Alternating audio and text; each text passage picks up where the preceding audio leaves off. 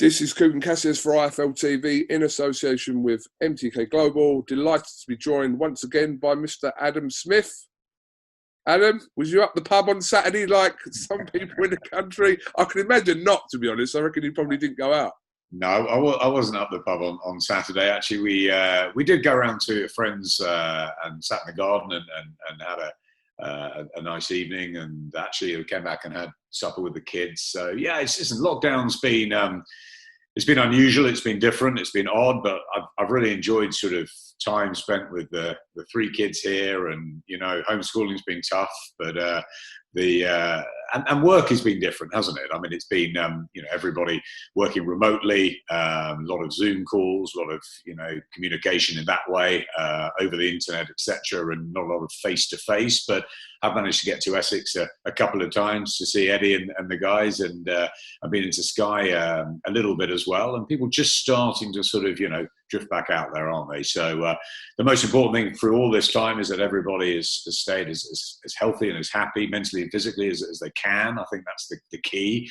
Done a bit of cooking over the last few weeks, KUGAN. I ended up baking with the kids every weekend, a different cake. So I've never baked anything in my life before. So, you try something different, don't you? But I've missed sport hugely. I'm delighted that the Premier League's back up and running, that Formula One's back, the cricket's back this week.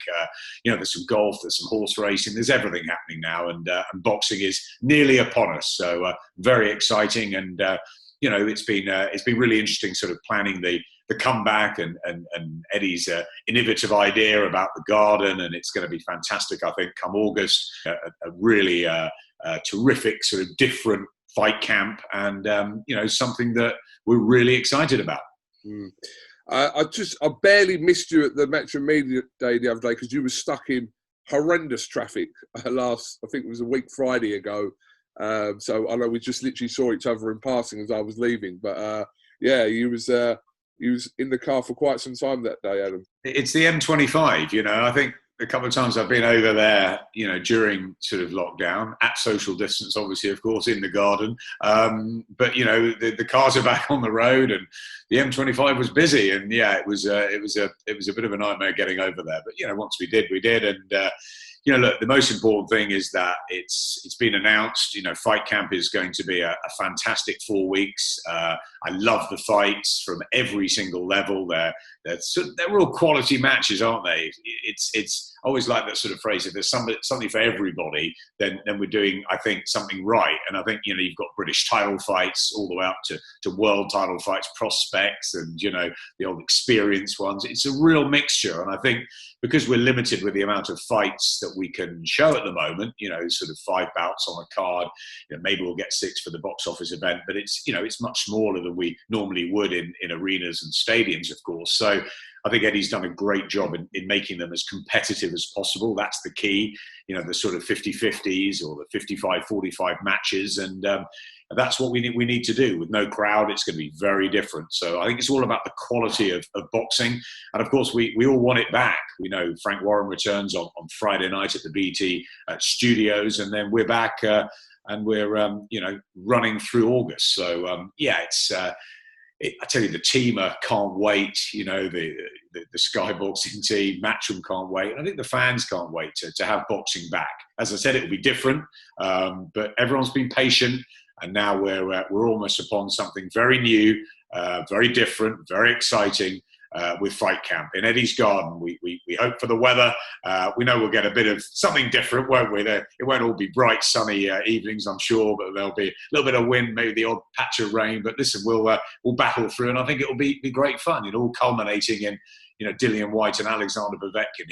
Who could believe that will happen in Eddie Hearn's back garden at Matchroom HQ? From Madison Square Garden and the Mecca to Matchroom Square Garden. That's his favourite line, and I tell you what, we're all loving it, aren't we? Absolutely. We'll touch on kind of the key fights during that period in a little while, but there's never a shortage of boxing stories, as we know, Adam, over the last few weeks, and I suppose some of the highlights include an interesting social media spat between Tyson Fury and Dillian Whyte that we've all kind of been glued to. I mean, this is a possibility of a fight happening. We don't know the situation regarding the Wilder fight and then his mandatory. But yeah, it's been interesting them two going back and forth, because on paper it looks a great fight. Whether it happens or not, we don't know. But it's been interesting, kind of this little pre-build up to a maybe non-existent fight. We don't know. It's a great fight, isn't it? And all of us boxing fans love that. We love the speculation, and we love the sort of the back and forth. And of course, people have had time, haven't they, to be on their social media accounts more than ever. You know, it's I think this has been a period where we've looked back and reflected on sort of great fights, matches, names in the past, and also sort of hypothetical fights. Well, listen, this is a fight that could happen and maybe should happen. You know, we've got, you know, Tyson Fury, a world champion. We've got Dillian Whyte, who's a mandatory, who's waited and waited. And look, it's a cracking matchup, isn't it? And of course, it could happen in Britain. So we don't know what the future lies. We don't know quite when crowds will come back, and that's a big issue, I think, for fights at the top level at the moment. The lack of gate, it's a massive thing for those big names. But it is a fight that we'll be intrigued about. You know, the back and forth, what really happened in sparring, what is going to happen if they get into the ring. You make Tyson Fury a favourite in that fight, of course. But Dillian Whyte, I mean, I just love Dillian because he takes on everybody, and you know he's had that one defeat to Anthony Joshua, but you know you line everyone up in front of him since, and he's given us absolute value for money. He's given us, you know, top entertainment with big names as well, and some great knockouts too. So you know you'd give him a right old chance in that fight if it happens against Fury. Fury obviously has the superior sort of boxing skills and certainly the height and reach and all that. You'd have thought to probably will certainly start favourite and maybe get through like that. But you can't write Dillian off in anything, you know, any battle. You wouldn't write him off against Anthony Joshua. You wouldn't write him off against Tyson Fury, and you wouldn't write him off against Deontay Wilder, would you? I mean, he might again start the underdog in all of those three fights, but you know, you don't know with Dillian. He's got something inside him, and I tell you what I like about him is that he's training really hard again. He's really focused. He's been out in Portugal, and I think he's really utilised this lockdown period well. He's got himself in fantastic shape, mentally and physically. I think this is his time. He had a rough year last year, sort of outside of the ring, and a decent performance against Rivas, but he really needs to start rolling again. And I think it's advantaged Dillian with all the heavyweights because he's the first one back. August the 22nd in a good fight against Alexander Povetkin, the battle of the hookers, all the experience with Povetkin and what he's done. And we know it's going to be an exciting fight as they go toe to toe in that garden. You know, you just still can't believe it, can you? That it's going to happen. He wanted it, you know, in a car park anywhere, Dillian. He's that sort of throwback fighter, isn't he? So yeah, I've got a lot of time for him. I've got a lot of time for Tyson Fury, of course, and what he's done and the way he's come back. And you know, that was the last big fight we were all at. You know, the amazing performance against Deontay Wilder in Vegas seems a long time ago now. So, you know, he's got to work out when the trilogy fight will happen. I mean, will it happen December 19th is what we're hearing, maybe in Vegas, maybe if there's some crowds back. But we don't know. You know, the situation in America is turbulent still. The situation over here has seemingly calm, but you know, you don't know if there's going to be a second spike. You don't know when crowds will really be allowed back. You know, the pictures of sort of everyone piling out as we saw on Saturday night. You know, is that, you know, we've got to wait and see what sort of effect that might have. It might be sort of closing down, it might be the end, and it might be the fact that we'll go back to normal pretty quickly and have crowds back, say in September, or even sort of small crowds, which we didn't think a few weeks ago would happen. But it may be that, you know, we'll have another lockdown at some point, and it will drag out. So, you know, the big crowds, I think that's the problem, KUGAN, with these massive fights. It's amazing that we've got Whyte and Povetkin made with no gate. You know, and I think some of the other fights which are going to need a gate, and some of those other big names, you know, I'm sure we'll talk about the likes of Billy Joe Saunders and Callum Smith and Josh Warrington and those type, that level of fighter. It's going to be hard because, you know, gate money is not there at the moment. So the quicker that comes back, the bigger fights will probably be put together. But I think that shows how well Eddie and Matchroom have done in coming up with Fight Camp.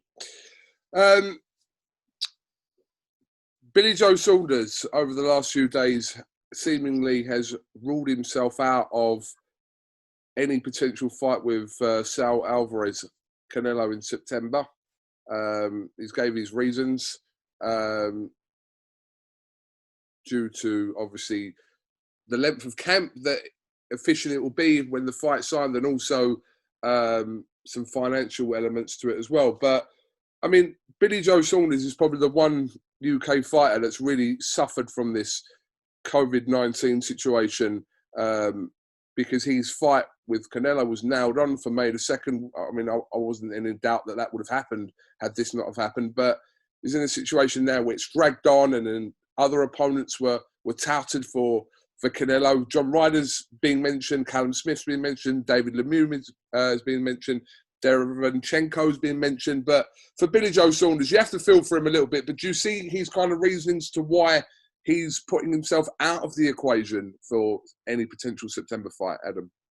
It's very difficult. You know, we've had the Katie Taylor, Amanda Serrano situation as well, and fight dates moving. And, you know, you've got to remember as well the sort of the America situation too. I normally go on holiday in August to the States, and, you know, that those sort of things are off, and it's very difficult. And even, you know, sort of elite athletes coming over, traveling over, there's still the worry of COVID all around us, and, you know, and each into their own. So, you know, I'm not going to sit here and say, you know, Billy Joe should have taken that fight in September. I agree with you. I think it would have happened in May. And I think Billy Joe really, really fancied that fight. And he would have started an underdog, but I think he would have given Canelo a lot to think about. I really do. I've always liked Billy Joe stylistically wise, you know, in those sort of fights. I think he wasn't great in November when we were out in LA. It wasn't a great performance from him. And maybe that, you know, would have earned in that Canelo fight, or nearly did.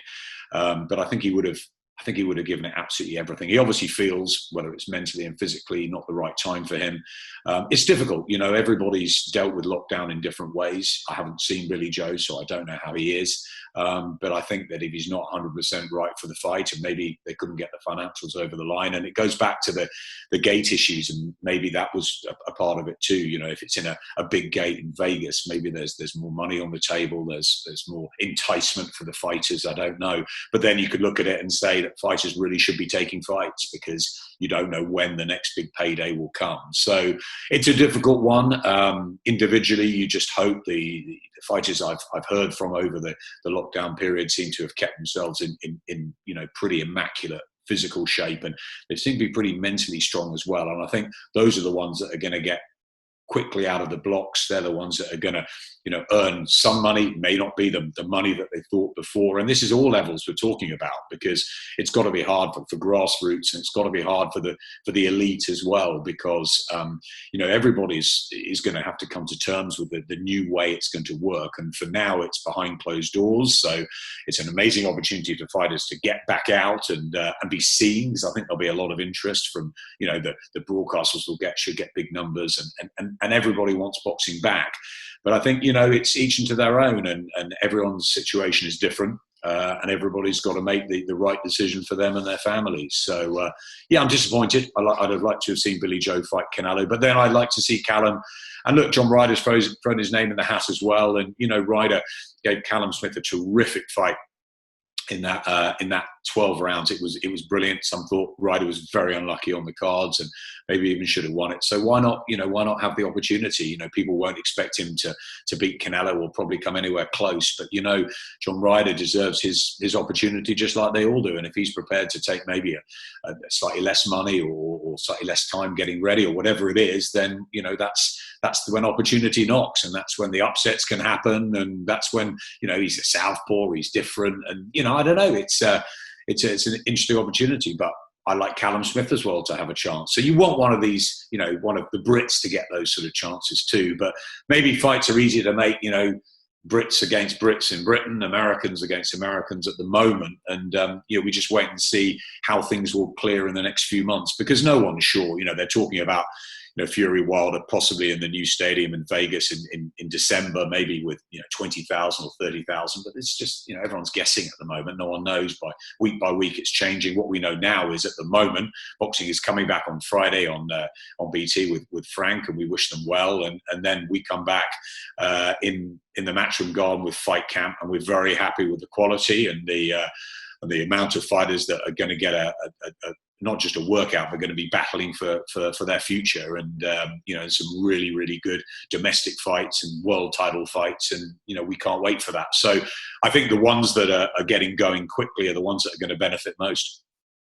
Just touching back on the Billy Joe Saunders situation, we saw obviously Billy Joe and Chris Eubank having a little back and forth, as they always do over social media. But Eubank has kind of not thrown his name into the mix. I don't know like how much consideration that genuinely is, but he's come out and said, "Look," I think he said he wanted it, didn't he? He wants it, but I mean, it's no surprise that if you're at that level, that you want to fight the best. So in Eubank's head, of course, he wants to fight Canelo. Of course, and also, you want Eubank and Billy Joe to fight, and yes, Smith. There's some really good fighters out there, and there's a lot of Brits in and around that weight class. So there's fights to be made, and as I said, if the Americans are fighting on their side of the pond against Americans, fighters that can get there more easily. Over here, maybe we should be thinking about, the Callum Smiths, the Billy Joes, the Eubanks, those sort of fights. I mean, we still, hold our fingers and toes crossed slightly for the Brooke Khan situation at some point. Maybe they'll finally get in a ring. I mean, it's the trouble is that they need gates. A lot of these fights, if they're going to demand that sort of money and they feel they deserve that sort of money, things have changed with lockdown, and they may be waiting another, year before things get back to the full gates. And when will we see big stadium shows? Maybe it will be next spring, next summer, who knows? But they're going to have to, if they really want fights, they may have to take slightly less, and same with promoters, same with everybody, just to get those fights on. You'd love to see Eubank against Canelo as well. Any one of our guys getting a chance against one of the pound for pound best in the world, no question. But of course, if it is going to be Vegas, and we know it's Canelo's turf and all of that sort of stuff, then situations probably have to be right. And maybe that's why Billy Joe said, "It's not for me this time." Also, another situation that's come to light over the last few days is that heavyweight Jarrell Miller has reportedly failed another test. I spoke to Eddie Hearn about this recently, and obviously everyone's kind of had their opinion about it. But disappointing, Adam? Yeah, definitely. Very, very disappointing. Jarrell Miller was with Eddie for a while. He's a great sort of character, real charisma, terrific story in New York. And, we'd followed him a fair bit even before the fight with Anthony Joshua was meant to happen. And then, of course, it was going to be a terrific build-up. And, he obviously in New York, the story was there at the Garden, and, and he messed up royally, and it was a terrible situation. There's no place for drugs in this sport. And, he was very lucky to even get a second chance. Listen, you can mess up, but it was a massive mess up. How many tests did he fail? Of course, we all know what happened with Andy Ruiz coming in, and that's what I mean about opportunity knocks. You never know in this sport. If you're prepared to take that chance, and you can change your life forever, can't you? But with Jarrell, suddenly he's in the wilderness, but he's got Dimitri Salita with him, and then Top Rank come in, and they say they're going to give him a chance, and what happens? He fails again. Just before a comeback fight. It's terrible to see. Really, really terrible. I know he's come out with a supposed defence, and I'm sure I don't know enough about the testing and about the whether it was A and B and what what's going on, and that's I'm sure in the hands of lawyers, and that's not really for me to comment on. But it's a very bad look, isn't it? It's I can understand why Eddie can come out and say he should never box again under a top promoter, etc. Who's going to give him that chance? As with all these things, we're looking from the outside in, aren't we? We don't know maybe the full story, but it doesn't look good. And if he's failed again, that's terrible, and he should be banned for a very long time. If that's the case, if the case is that he's failed numerous drugs tests, then I don't see where he can go from here. If it's, as he says, not the case, and there's there's an argument or a legal argument, then we wait and see how the story unfolds. But you know, it's the worst possible look, isn't it, when you've been, you know, you've failed, you know, dismally on the biggest stage, when you're saying you're going to do this, that, and the other to Anthony Joshua, and he was banned and, you know, had that. But then for the first fight back under a, you know, you're given a lifeline, aren't you? You know, KUGAN, and people make mistakes, you know, and you know, I know that Jarrell Miller was very apologetic and all the rest of it afterwards, and he comes back and top rank, huge organisation, give him the opportunity. I mean, what are they saying? What are they? You know, what's Dimitri saying? You know, they're the people that you really need to speak to, because they're the ones that are, you know, that have been backing him and that have been, you know, his friends and family around him. You know, are they believing in him? Do they feel that he does deserve another chance again? Is this test, you know, wrong in some way, or is it right? And if it's right and he's failed, I mean, you and I know he shouldn't be fighting. He shouldn't be out. He shouldn't be in the sport. It just shouldn't happen. But we don't know. As with all these things, there's always a grey area, isn't there? But you know, how many times can you fail, KUGAN? You know, it's terrible, isn't it? It's a terrible look for the sport. It's awful for him. And you know, when are we going to see him, if ever, back in a big fight? I don't know. What do you think?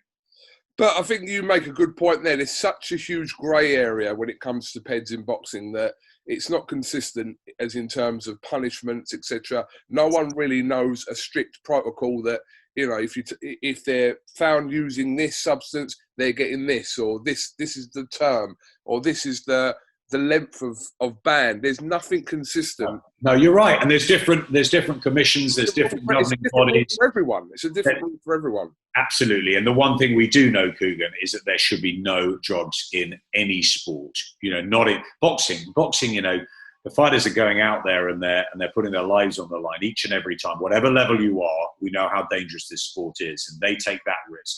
You know, the worst possible thing is when you hear a fighter saying that fighter wasn't like another fighter I've faced, and because of something that they believe that they've taken, and that is just, that's terrible. You know, it's awful. You know, drugs in any sport, whether it's tennis, whether it's athletics, but boxing, you've got two men, two women fighting each other, and there has to be a level playing field. And it's a terrible grey area.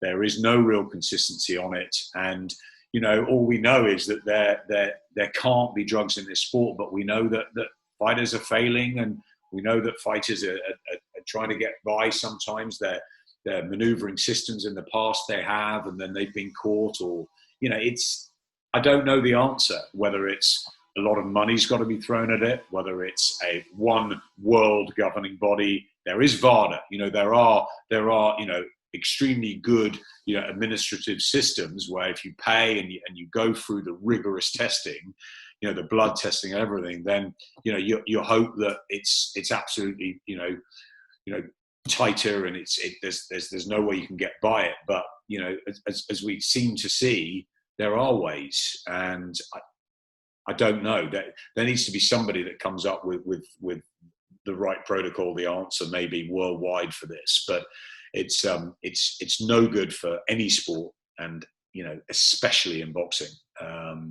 You know, it's we've got to, or somebody somewhere has got to get harder as well with punishments, and, you know, with you know, is it that fighters are allowed a mistake? Is it that they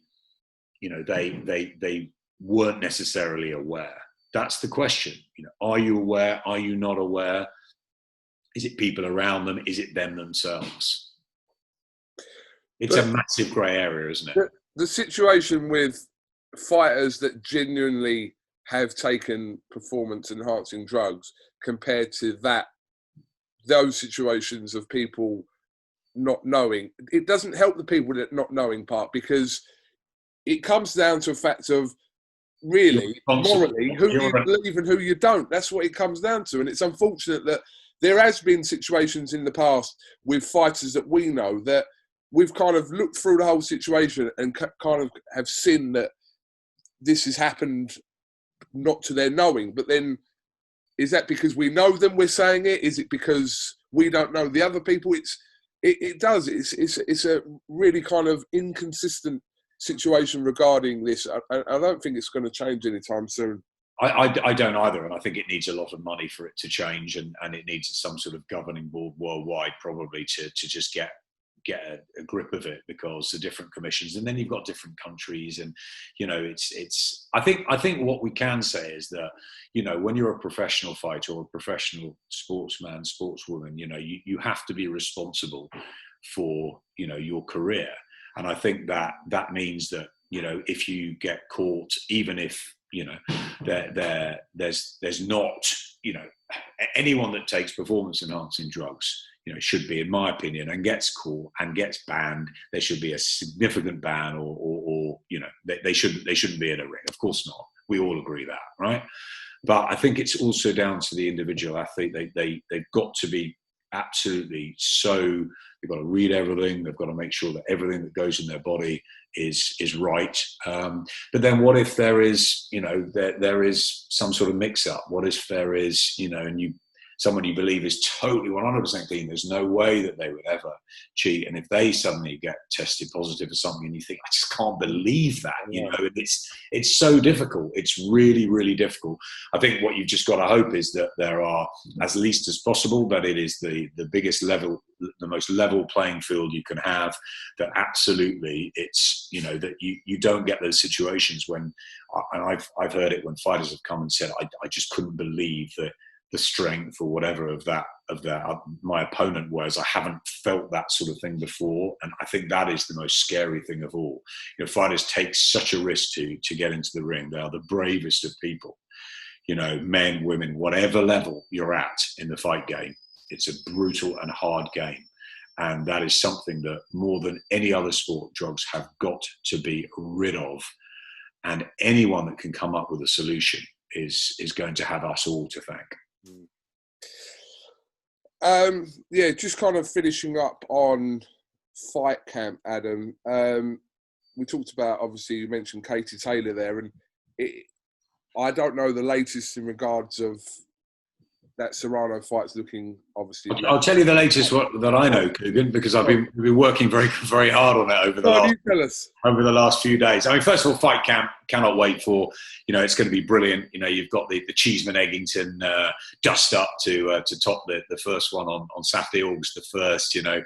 Great heavyweight fight, haven't we, with Wardley and Lilly. We've got James Tennyson and Gavin Gwynn, Jordan Gill, Reece Bellotti, Dalton Smith. It's a great start up, and then with Terry Harper and Natasha Jonas's world title fight on the second one, the Friday, the 7th. We've got great Commonwealth cruiserweight title fight with Chris Smith and the unbeaten Nathan Thorley. We've got Anthony Fowler. There's Hopi Price. A great show there. The third one, Felix Cash, Jason Welbold, Zelfa Barrett. Really like him as a Matchroom signing.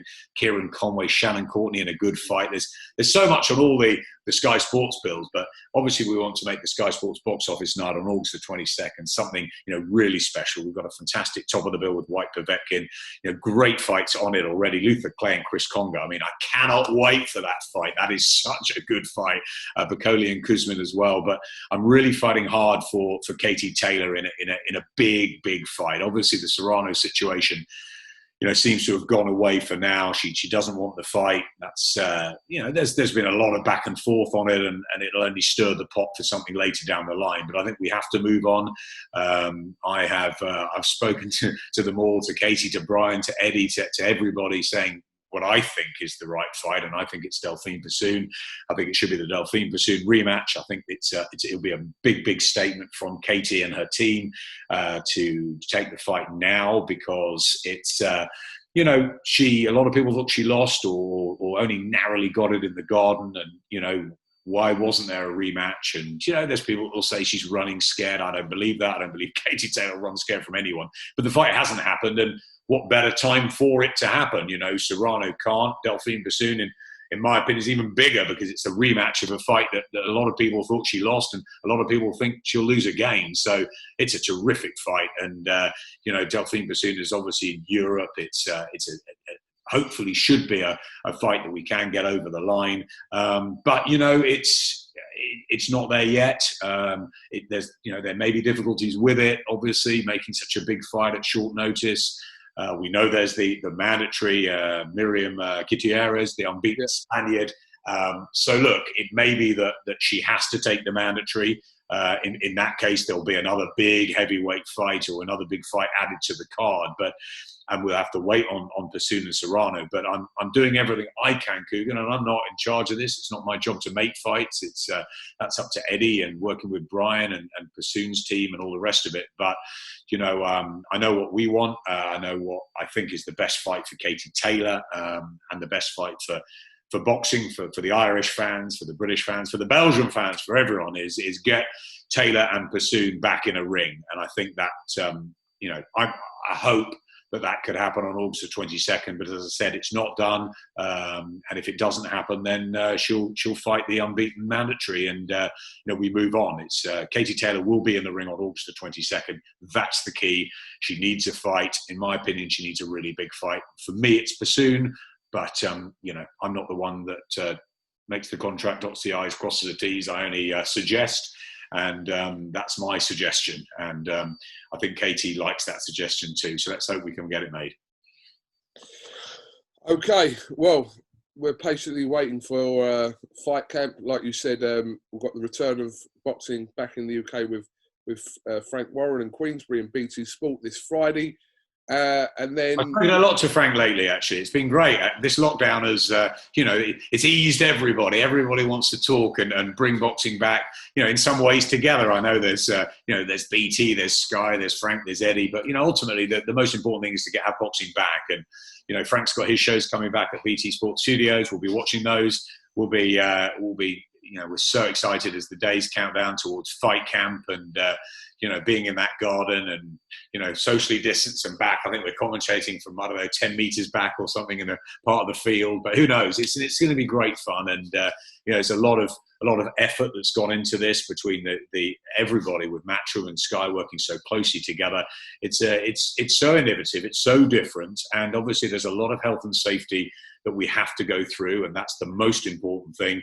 But we're really looking forward. For example, the cricket's back this week, and there's lots of different things that are being used from a broadcasting point of view. So while there's no crowd, there's different ways we can bring things to the viewer. So it's going to be exciting. It's going to be different. It's going to be unlike, we all love crowds. We all love the Sweet Caroline. We love the atmosphere. But, for a time we can't have it, but we can have fights, and we can have really good top quality fights at all different levels. And wouldn't it be great to see them back out there, whether Natasha Jonas and Terry Harper, Shannon Courtney, John Doherty, Kieran Conway, the egg and the cheese, as Eddie says, it's fantastic, isn't it? We know they'll give us a right old scrap on the first one. So yeah, it's going to be great, isn't it? But as long as everyone keeps as safe and as healthy as possible, that's the most important thing. As it's difficult times still. It's not over this, and as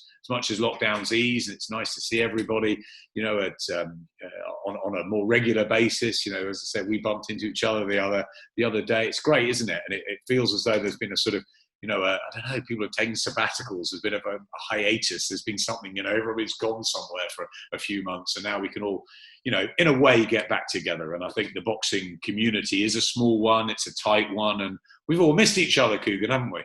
Absolutely, we have. So be good to get some kind of normality back, whatever the normality is now, because the new norm might not be the same as the old norm. But Adam Smith, thank you very much for talking to IFL TV this Monday afternoon. And hopefully, I don't even know if I'm allowed at Fight Camp yet. I'm going to wait till nearer the time and come and sit with us. Surely it'll be fine. You can come sit near us. There'll be a place somewhere in that big garden in the field. It's only 10 minutes up the road for me, which is going to be really difficult. So I might be somewhere in the fields, like with my microphone. No, I wouldn't really, but no, I spoke to Eddie about it the other day, and he said the situation right now is no, but in 4 weeks' time it could well change. So I've left it with him. So I think things are changing every day. We just have to, take the advice of A, the government, and B, the British board. Robert Smith's done such a great job with everything over the years, and he's the man that we need to make sure that they're happy, and that if they're happy, and that everybody's they want boxing back more than anybody, and we all do. And it's as you're playing with your hair there, Coog. You've had your nice cut. I can see that. You just, I know. You look well. Obviously, lockdown's treated you well. You've kept fit and you look good. You look sharp, son. 4 months, no haircut, so I was glad to have that done on Saturday. So, yeah.